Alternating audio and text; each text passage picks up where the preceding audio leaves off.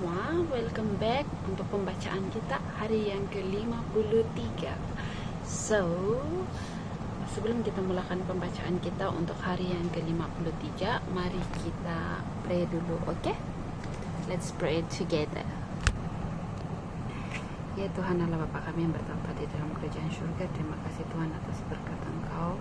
Pada saat ini kami ingin membaca semula firman Engkau yang terdapat di dalam buku ini. Tuhan, berikan kami hikmat untuk memahami segala sesuatu dan kami boleh mengaplikasikan segala sesuatu yang kami belajar dalam pembacaan ini. Ampunkan dosa pelanggaran kami. Semua ini saya serahkan dalam nama Tuhan Yesus Kristus yang telah menjadi juru selamat dan penebus kami. Amin. So, jom kita buat pembacaan untuk hari yang ke-53 di dalam Desire of Ages, okay? Nomor 147 hingga 149. Satu-satunya harapan penebus bagi kita umat manusia yang telah berdosa ini ialah di dalam Kristus. Maria dapat memperoleh keselamatan hanya oleh anak domba Allah itu. Di dalam dirinya sendiri, ia tidak memiliki jasa. Hubungannya dengan Yesus tidak menempatkan dia dalam sesuatu hubungan rohani dengan dia yang berbeza dengan yang dimiliki oleh siapapun juga. Hal ini ternyata dalam ucapan juru selamat dijelaskannya perbezaan antara hubungannya dengan ibunya sebagai anak manusia dan sebagai anak Allah. Ikatan kekeluargaan antara mereka bagaimanapun tidak menaruh dia dalam kesamaan dengan dia. Ucapan saatku belum tiba itu menunjuk kepada kenyataan bahwa segala perbuatan dalam kehidupan Kristus di dunia ini adalah untuk menggenapi rencana yang telah ada sejak zaman yang kekal. Sebelum ia datang ke dunia ini, rencana itu terbentang di hadapannya, sempurna dalam segala selok beloknya. Tetapi sementara ia berjalan di antara manusia, ia dituntun langkah demi langkah oleh kehendak Bapa. Okay? Langkah demi langkah oleh kehendak Bapa. Ia tidak ragu-ragu untuk bertindak pada waktu yang telah ditentukan dengan penyerahan yang sama. Ia menanti hingga waktunya tiba. Dalam mengatakan kepada Maria bahwa saatnya belum tiba, Yesus sedang menjawab fikiran ibunya yang tidak diucapkannya, harapan yang dipegangnya bersama dengan bangsanya. Dia mengharap supaya ia mau menyatakan dirinya sebagai Mesias serta mengambil takhta bangsa Israel. Akan tetapi saatnya belum tiba, bukannya sebagai seorang raja, melainkan sebagai seorang yang penuh kesengsaraan dan yang biasa menderita kesakitan. Telah diterima Yesus nasib manusia itu. Akan tetapi sungguh pun Maria tidak mempunyai pengertian yang tepat tentang pekerjaan Kristus. Ia percaya padanya dengan teguh terhadap iman. Inilah Yesus memberi sambutan untuk menghormati iman Maria dan untuk meneguhkan iman murid-muridnya. Mujizat yang pertama itu diadakan, murid-murid itu harus menghadapi banyak pencobaan yang besar-besar untuk tidak percaya. Bagi mereka segala nubuatan sudah menjelaskan dengan tidak dapat dibantah lagi bahwa Yesus ialah Mesias. Mereka mengharapkan supaya para pemimpin agama menerima dia dengan keyakinan yang lebih besar lagi daripada keyakinan mereka sendiri. Mereka menyatakan di antara orang banyak segala perbuatan ajaib Kristus serta keyakinan mereka sendiri pada tugasnya, akan tetapi mereka tercengang dan sangat kecewa melihat sifat kurang percaya, prasangka yang telah mendalam serta permusuhan terhadap Yesus yang ditunjukkan oleh imam dan rabi-rabi. Mujizat juru selamat yang pertama itu menguatkan murid-murid itu untuk menghadapi perlawanan ini dengan tidak merasa tersinggung sama sekali oleh ucapan Yesus itu. Maria berkata kepada orang-orang yang melayani di meja, apa yang dikatakan kepadanya, buatlah itu. Demikianlah dilakukannya apa yang dapat dikerjakannya untuk menyediakan jalan bagi pekerjaan Kristus. Di samping pintu masuk ada 6 tempayan batu yang besar. Lalu Yesus menyuruh pelayan-pelayan mengisi tempayan-tempayan itu dengan air. Perintah itu diturut. Kemudian ketika air anggur itu diperlukan untuk langsung dihidangkan kepada para tamu, ia berkata, "Sekarang cedoklah dan bawalah kepada pemimpin pesta." Menggantikan air yang diisi ke dalam semua tempayan itu, keluarlah air anggur. Baik pengurus pesta itu maupun para tetamu yang umumnya tidak menyadari bahwa persediaan air anggur sudah habis. Tatkala mengecap air anggur yang dibawa oleh pelayan-pelayan itu, pengurus pesta itu merasa air anggur itu lebih sedap daripada air anggur manapun juga yang pernah diminumnya dahulu, dan lain sekali daripada yang dihidangkan pada permulaan pesta itu. Sambil berpaling kepada mempelai lelaki, ia berkata, "Setiap orang menghidapkan anggur yang baik dahulu, dan sesudahnya orang puas minum baru yang kurang baik.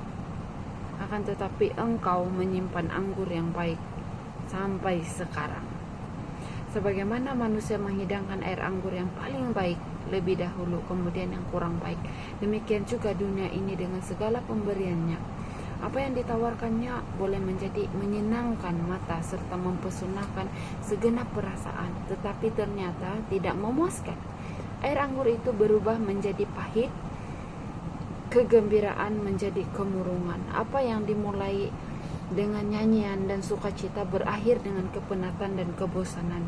Akan tetapi segala pemberian Yesus selamanya segar dan baru. Pesta yang disediakannya bagi jiwa tidak pernah gagal untuk memberikan kepuasan dan kesukaan. Setiap pemberian yang baru memperbesarkan kesanggupan penerimanya untuk menghargai serta menikmati berkat-berkat Tuhan. Ia mengaruniakan rahmat untuk rahmat. Persediaan tidak akan habis jika engkau tinggal di dalam Dia.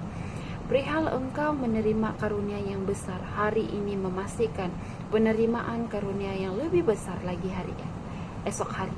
Perkataan Yesus kepada Nathanael menyatakan hukum perlakuan Allah terhadap anak-anak iman.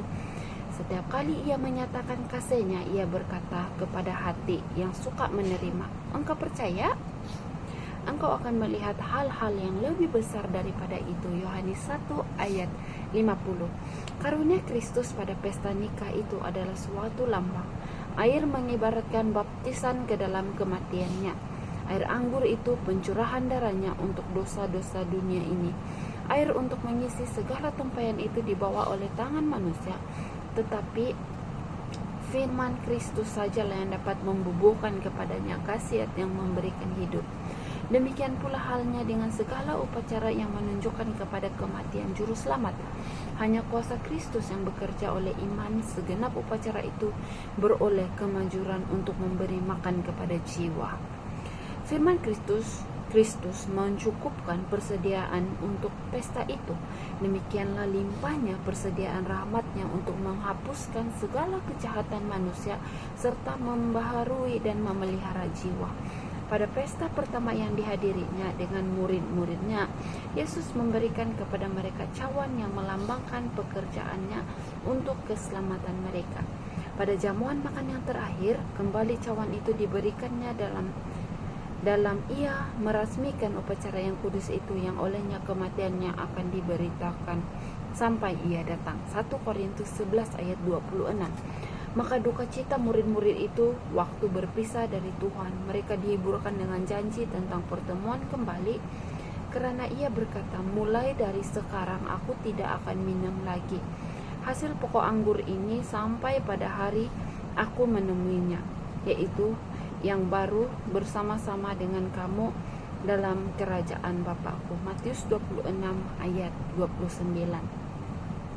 Air anggur yang disediakan Kristus untuk pesta itu dan yang diberikannya kepada murid-murid sebagai lambang darahnya sendiri adalah dari buah anggur asli. Inilah yang disebut oleh Nabi Yesaya waktu ia berbicara tentang anggur baru dalam suatu tandan, lalu berkata, "Janganlah musnahkan itu sebab di dalamnya masih ada berkat." Yesaya 65 ayat 8. Kristuslah yang dalam Perjanjian Lama memberikan amaran kepada bangsa Israel. Anggur adalah pencemuh, minuman keras adalah peribut, tidaklah bijak orang yang terhuyung-hayang kerananya. Amsal 20 ayat 1, dan ia sendiri tidak menyediakan minuman yang sedemikian. Setan menggoda manusia ke dalam permanjaan diri yang akan mengaburkan pertimbangan serta menumpulkan pengertian rohani. Tetapi Kristus mengajar kita supaya menundukkan sifat-sifat hawa nafsu seluruh hidupnya menjadi suatu teladan dalam hal penyangkalan diri supaya dapat menghancurkan kuasa selera. Ia menderita untuk kita ujian yang paling keras yang dapat ditanggung oleh manusia. Kristuslah yang memberikan petunjuk supaya Yohanes Pembaptis jangan meminum baik air anggur maupun minuman keras. Ialah juga yang memerintahkan pertarakan seperti itu kepada istri Manoah. Maka ia mengucapkan laknat kepada orang yang menaruh botol minuman keras ke bibir sesamanya manusia. Kristus tidak membantah ajarannya sendiri. Air anggur yang tidak beragi yang disediakannya untuk para tamu pesta nikah itu adalah minuman yang sehat serta menyegarkan. Pengaruhnya haruslah menyesuaikan cita rasa dengan selera yang sehat. Sementara para tetamu di pesta itu menyebut-nyebut mutu air anggur itu, diadakanlah penyelidikan dan diperoleh dari pelayan-pelayan hal ihwal mujizat itu. Seketika lamanya seluruh himpunan itu keheran-heranan memikirkan dia yang telah mengadakan perbuatan ajaib itu. Ketika pada akhirnya mereka mencari dia, ternyata bahwa ia telah pergi dengan diam-diam sehingga tidak diperhatikan oleh murid-muridnya sekalipun. So, sampai di sini saja pembacaan kita untuk hari yang ke-53. So, betapa ajaibnya mujizat Tuhan, kan? So, Tuhan berkata jangan kita sesekali meminum minuman keras. Okay?